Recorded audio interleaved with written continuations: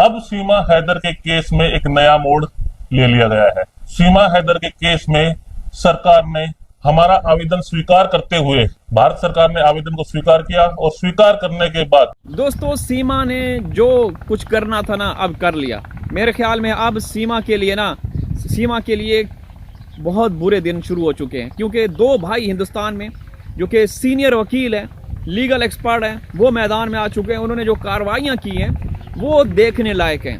जो उन्होंने कानूनी प्रक्रिया की है सीमा के खिलाफ, इदारों को जो उन्होंने लिखा, याचिकाएं दायर की, वापसी जो उनको रिस्पांस दिया गया वो बड़े ज़बरदस्त किस्म का है। वो चीज़ें बाकायदा जनाब विनय अरोदिया या विनय अरोड़ा है, थोड़ा सा मुश्किल नाम है तो मादरत, बहरहाल विनय अरोदिया साहब है मेरे ख्याल में, उन्होंने वो सारी चीज़ें दिखाई हैं।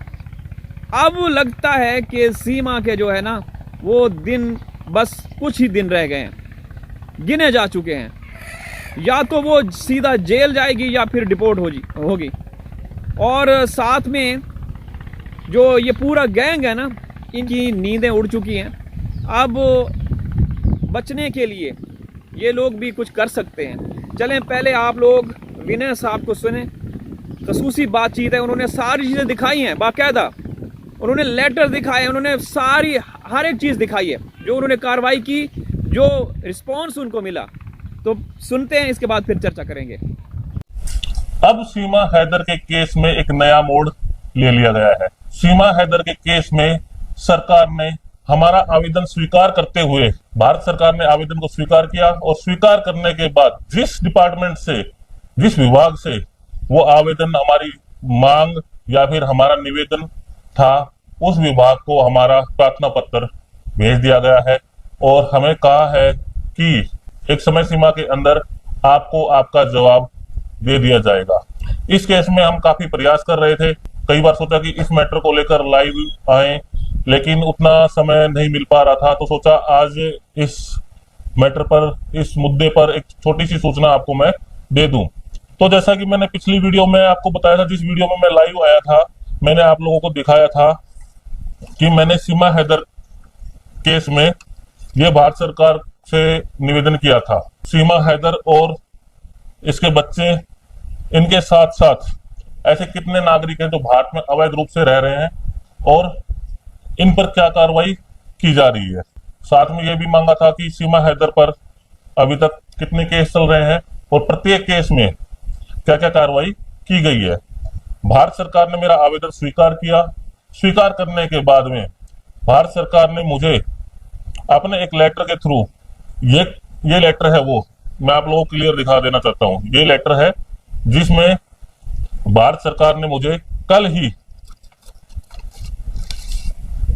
गृह मंत्रालय ने मुझे कल ही ये जवाब भेजा है, जिसमें मुझे कहा गया है कि आपकी चाही गई जानकारी भारत के अन्य विभाग से संबंधित है, तो हम जिस विभाग से संबंधित है उस विभाग में हम आपकी जानकारी, आपके द्वारा मांगी गई जानकारी हम उस विभाग को फॉरवर्ड कर रहे हैं, यानी उस विभाग को भेज रहे हैं। तो भारत सरकार का भी मुझे ये कदम बहुत अच्छा लगा कि उन्होंने मेरे छोटे से आवेदन पर इतनी जल्दी इस आवेदन को संबंधित विभाग को फॉरवर्ड किया। साथ में मैं भी आने वाले समय में इस केस को लेकर काफी प्रयास कर रहा हूं। मैंने एक लेटर प्रेसिडेंट ऑफ इंडिया को लिखा है, वो मैंने अभी भेजा नहीं है, क्योंकि वो लेटर भेजने के लिए मुझे कल तक का समय लगेगा, जिसका ब्रीफ मैंने बना लिया है कि मैंने क्या क्या मांगे की है और क्या क्या मुझे और करना है इस केस में। तो मैंने इसका ब्रीफ मैंने बना लिया, अच्छे से बना लिया है, और मैं कल इस लेटर को भारत के राष्ट्रपति और भारत के प्रधानमंत्री, भारत के गृह मंत्री के साथ साथ यूपी के मुख्यमंत्री योगी आदित्यनाथ जी को भी मैं इसकी कॉपी फॉरवर्ड कर दूंगा। और उससे अगली वीडियो में, इस वीडियो से अगली वीडियो में मैं आप लोगों को बताऊंगा कि लेटर दिखाऊंगा, बाकायदा उसकी रिसिप्ट भी दिखाऊंगा कि हाँ मैंने भेजा है। अब इसके बाद इसकी सारी जो भी डॉक्यूमेंट्री थी वो पूरी हो चुकी है। जितनी भी डॉक्यूमेंट्री होनी थी इस केस के रिगार्डिंग हमने पूरी कर ली है। और अब हम इस केस में माननीय सर्वोच्च न्यायालय में एक PIL, एक जनहित याचिका डालने के लिए तैयार हैं। आने वाले 10 दिन के अंदर अंदर, या फिर खूब कह दे तो 15 दिन के अंदर अंदर मैं और मेरे बड़े भाई साहब श्री जुगल किशोर जी, आने वाले 15 दिन के अंदर हम इस मैटर को लेकर माननीय उच्चतम न्यायालय में पिटीशन को डाल देंगे। हमने काफी प्रयास किया, कुछ लोगों के अच्छे कमेंट भी आए, कुछ लोगों के बुरे कमेंट भी आए, थोड़ा सा दुख भी हुआ कि भारत के लोग ही कोई प्रयास कर रहा है तो उसको सपोर्ट करने की बजाय थोड़ा पीछे खींचने का प्रयास कर रहे हैं। मेरी उनसे रिक्वेस्ट है, अगर आप लोग किसी को सपोर्ट नहीं कर सकते तो ऐसे कमेंट भी ना करें। खुद तो कुछ करना नहीं, कोई दूसरा करना चाहता है उसको करने नहीं देना। तो हम अब धीरे धीरे इस मुद्दे पर आगे बढ़ गए हैं। काफी हमारी जो भी डॉक्यूमेंट्स कलेक्ट करने थे वो सारे हो गए हैं। मैंने आप लोगों को दिखाया भी था, ये वो है जिसमें सीमा हैदर पर एफआईआर हुई है, ये एफआईआर की कॉपी है, उसकी कॉपी भी हमारे पास में है। एफआईआर नंबर भी मैं आप लोगों को बता देना चाहता हूँ, 159/2023 ये एफआईआर नंबर है सीमा हैदर पर, और सेक्शन है इस पर सेक्शन 14 फॉरेन एक्ट में और भारतीय दंड संहिता इंडियन पिनल कोड में 120B, इसमें एफआईआर, इन सेक्शन में एफआईआर हुई है सीमा हैदर पर। और 120B में सचिन मीना, उसके फादर, ये दोनों शामिल हैं 120B में। हमने अपने केस के रिगार्डिंग काफी डॉक्यूमेंट्स कलेक्ट कर लिए हैं। कुछ डॉक्यूमेंट्स मुझे गूगल पे भी मिले हैं, कुछ किसी ने सेंड भी किए हैं। जो डॉक्यूमेंट्स इसके सीमा हैदर के पाकिस्तान के डॉक्यूमेंट्स हैं, वो पाकिस्तान की आईडी है, पाकिस्तान का एक फैमिली आईडी होती है वो है, और कुछ जैसे एक राशन कार्ड, अपने यहाँ राशन कार्ड बोलते हैं, वहां पर फैमिली आईडी बोलते हैं, और उसके साथ एक डॉक्यूमेंट्स और है जो कि उर्दू में है, वो मुझे समझ नहीं आया है, लेकिन जो भी उर्दू का जानकार होगा मैं उससे समझकर इसका ट्रांसलेशन करवाकर मैं आप लोगों को बताऊंगा कि क्या डॉक्यूमेंट्स है क्या नहीं है।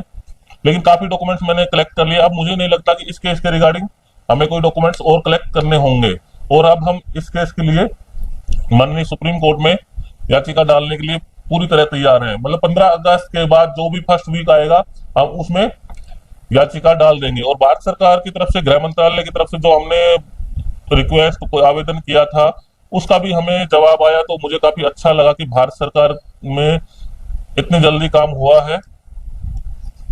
जो कि मैंने ये भेजा था, मैं आपको ये भी बता देना चाहता हूँ कब भेजा था मैंने ये 9 जुलाई को भेजा था।